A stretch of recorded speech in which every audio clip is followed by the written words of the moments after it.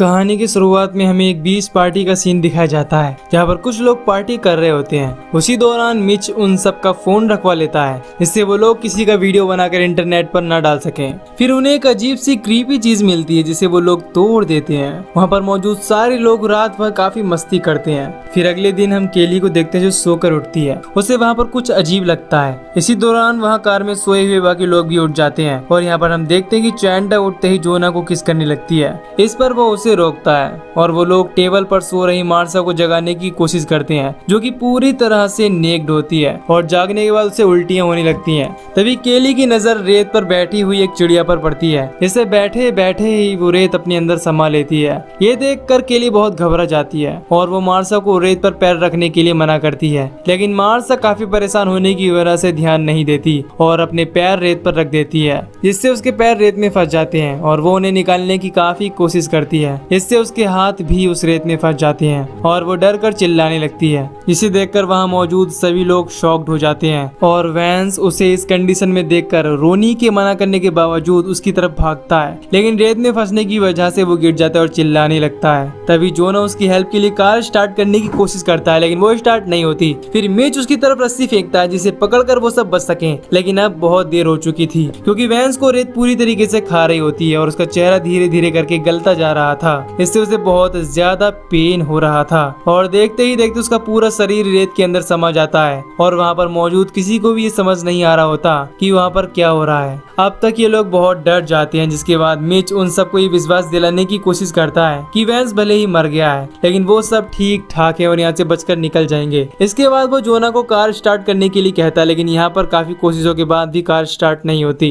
फिर केली रेत में अपने हाथ ऊपर से दिखाती है, इससे रेत में अजीब सी हलचल होने लगती है। फिर हम गिलवर्ट को देखते हैं जो ट्रैश कैन में फंसा हुआ होता है। वो जगने के बाद उन सबको आवाज देने लगता है जिससे वो उसे बाहर निकाल सके, लेकिन वो उसे हिलने के लिए मना करते हैं और कहते हैं कि इस रेत में कुछ है, अगर तुम इसमें गिर गए तो मारे जाओगे। लेकिन उसे इस बात पर यकीन नहीं होता और लगता है कि वो उसके साथ मजाक कर रहे हैं। पर मिच उसे विश्वास दिलाता है कि उनके पास 2 घंटे के अंदर हेल्प आने वाली है, इसीलिए उसे सिर्फ थोड़ी देर इंतजार करना है। इससे वो मान जाता है। फिर जब केली उससे पूछती कि उसने ऐसा क्यों किया तो वो बताता है कि इससे उसके पास एक उम्मीद होगी, क्योंकि बिना किसी उम्मीद के एक ट्रैश कैन में फंसे रहना उसके लिए नामुमकिन हो जाएगा। अब ये लोग वैसे ही काफी देर तक पड़े हुए थे तो केली उन लोगों से पूछती कि कल हमने इसी रेत में पार्टी की है, कल सब कुछ ठीक ठाक था, लेकिन आज ये रेत बिल्कुल बदल गई है। उसी समय वो लोग ध्यान देते हैं कि उन लोगों के अलावा पार्टी में मौजूद सारे लोग मारे जा चुके हैं और वो भी इसीलिए बच गए क्योंकि वो रेत के कांटेक्ट में नहीं है। ये जानकर सब बहुत ज्यादा दुखी होते हैं। इधर गिलवर्ट को बहुत ज्यादा पेन हो रहा था, इससे वो उन लोगों पर चिल्लाने लगता है और कहता है कि मुझे यहाँ से बाहर निकालो। इस पर जोना उसे समझाता है और उसे सनस्क्रीन लगाने के लिए देता है जिससे उसे धूप से कुछ राहत मिल सके। उसी समय उन लोगों की नजर उस क्रीपी चीज के एक हिस्से पर पड़ती है जो उन्हें रात को मिली थी।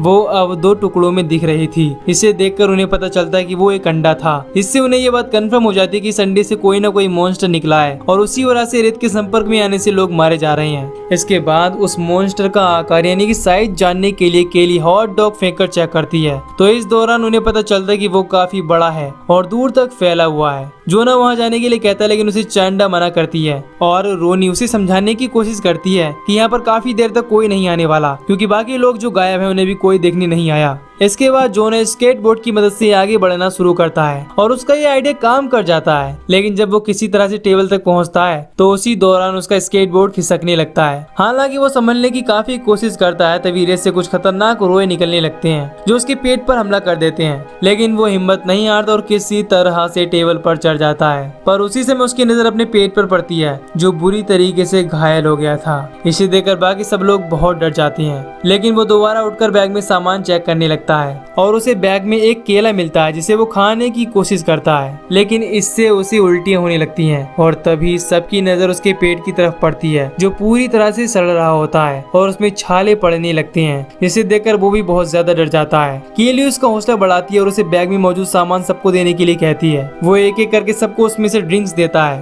और साथ ही साथ उसके पेट में हुई छाले बढ़ने लगते हैं। और जब वो मिच को ड्रिंक फेंकता है तो खिंचाव पड़ने की वजह से उनसे ब्लीडिंग होने लगती है। इससे उसे बहुत ज्यादा दर्द होने लगता है। इस वजह से वो वहीं टेबल पर लेट जाता है और इस दौरान वो केली को ये विश्वास दिलाता है, उसे भरोसा दिलाता है कि वो उससे बहुत प्यार करता है। ये सुनकर वो बहुत ज्यादा इमोशनल हो जाती है। फिर उन सबको अपने मोबाइल की याद आती है जो कि कार की डिग्गी में पड़ा हुआ होता है। इसे निकालने के लिए उन्हें नीचे जाना पड़ेगा, लेकिन उन्हें किसी तरह डिग्गी को खोलने की कोशिश करती है, लेकिन वो इसमें नाकामयाब रहती है। फिर वो चाबी लेकर चैंडा की मदद से उसे खोलने की कोशिश करती है, लेकिन डिग्गी उसकी बॉडी में फंसने की वजह से पूरी तरह से नहीं खोल पाती, जिससे चैंडा को लगता है कि रोनी डिग्गी नहीं खोल पाएगी। और रोनी भी कहती कि मुझे इसको पूरा खोलने के लिए सहारा चाहिए, क्योंकि वो वहाँ पर खड़ी नहीं रह सकती। इसके बाद चैंडा उसे एक ब्लैंकेट पकड़ाकर उसकी मदद से उसे खोलने के लिए कहती है, लेकिन फिर भी वो इस काम में नाकामयाब रहती है। अब इसके बाद केली उसे फिश कैचर की मदद से खोलने के लिए कहती है और इस बार रोनी डिग्गी खोलने में कामयाब हो जाती है। तभी वहाँ पर बीच पेट्रोल का सुपरवाइजर आ जाता है। इसकी गाड़ी की आवाज की वजह से रोनी का ध्यान भटक जाता है और वो फिसल जाती है। इससे उसकी उंगलियां डिग्गी में दब जाती है और वो बुरी तरह से पेन से चिल्लाने लगती है।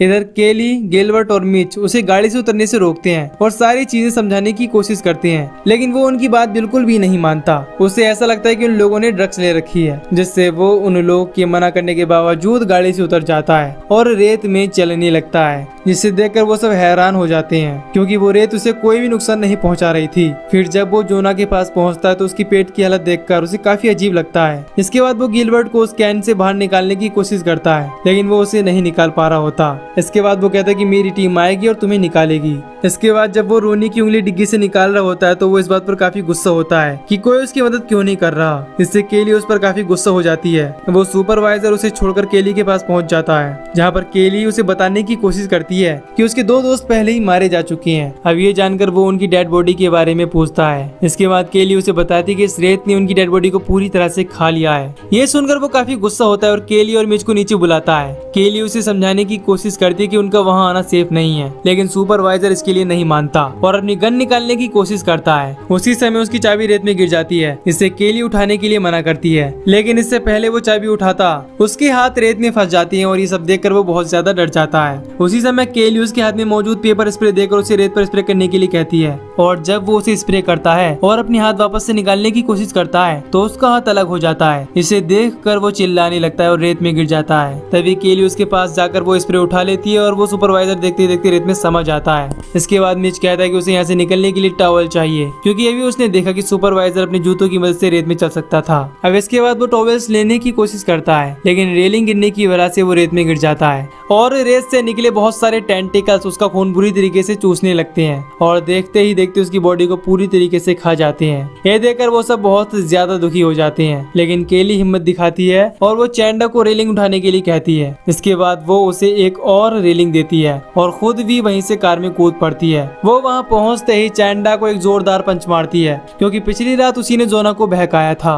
फिर वो रोनी की डिग्गी में फंसी हुई उंगलियों को निकालने की कोशिश करती है और चैंडा की मदद से इस चीज में कामयाब हो जाती है। हालांकि इससे उसे काफी पेन हो रहा था, काफी दर्द हो रहा था। इसके बाद केली उसके हाथों में टॉवल बांध देती है, जिससे उसकी ब्लीडिंग कम हो सके। इधर गिलबर्ट की हालत बहुत ज्यादा खराब हो रही होती है। कैन में फंसी होने की वजह से अब उसे ब्लीडिंग भी हो रही होती है, जिससे रेत में मौजूद टेंटिकल्स उसकी तरफ अट्रैक्ट होने लगते हैं। इधर केली चैंडा की मदद से उन रेलिंग्स को जोना तक पहुंचने के लिए रेत में डालती है और उसकी मदद से चैंडा जोना के पास पहुंचती है। फिर केली रोनी को वहां से निकालने के लिए कहती है। वो कहती है कि मेरे हाथों से ब्लीडिंग हो रही है, इसके रेत में गिरने से वो उन टेंटिकल्स को अट्रैक्ट कर लेगी, इसीलिए पहले तुम जाओ। अब इसके बाद केली भी जोना तक पहुंच जाती है। इसके बाद रोनी जोना की तरफ चलने की कोशिश करती है और थोड़ी दूर चलने के बाद उसके हाथों से ब्लीडिंग होने लगती है, जिसे देखकर उसका बैलेंस बिगड़ने की वजह से वो रेत में गिर जाती है और वो भी बहुत ही बुरी तरीके से मारी जाती है। फिर हम देखते हैं कि गिलबर्ट के ट्रैश कैन में भी बहुत सारे रोए आ जाती हैं, क्योंकि गिलबर्ट का खून टपक रहा था। इधर चैंड अपने पैरों में टॉवल और बैग लपेटकर सुपरवाइजर की गाड़ी तक पहुंच जाती है, जिससे वो काफी खुश होती है। लेकिन इसी दौरान गिलबर्ट का कैन उस रेत में निकले टेंटिकल की वजह से खिसकने लगता है और जब उसका कैन हिलना बंद होता है तो उसके कैन से कई सारे मॉन्स्टर के क्रीपी हैंड्स निकलते हैं, जो उसे कैन के अंदर खींच ले जाते हैं और वो भी